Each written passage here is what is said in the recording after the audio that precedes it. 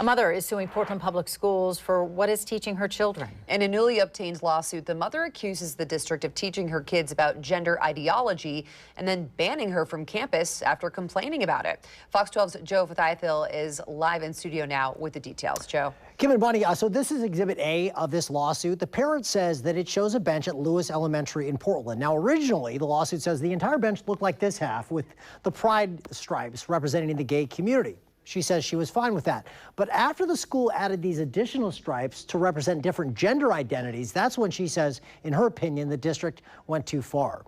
In the lawsuit filed in federal court yesterday, she also says her child came home with this worksheet asking them to identify their gender and a lesson plan asking teachers to tell students, quote, "It's your brain, you tell us and the world what feels right to you."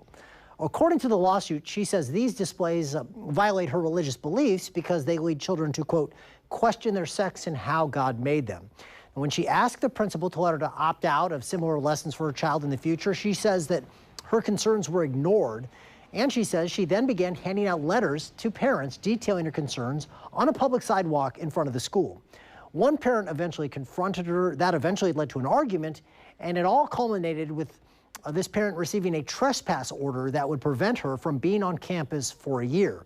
Now, that year included one of her kids' elementary school graduation ceremony, which she had to miss out on. And she says that's a moment she'll never get back. So her lawsuit is asking for attorney's fees and for the district's trespass order to be lifted. We've reached out to the district for its side of the story, and we'll let you know when we hear back. Kim and Bonnie, back to you.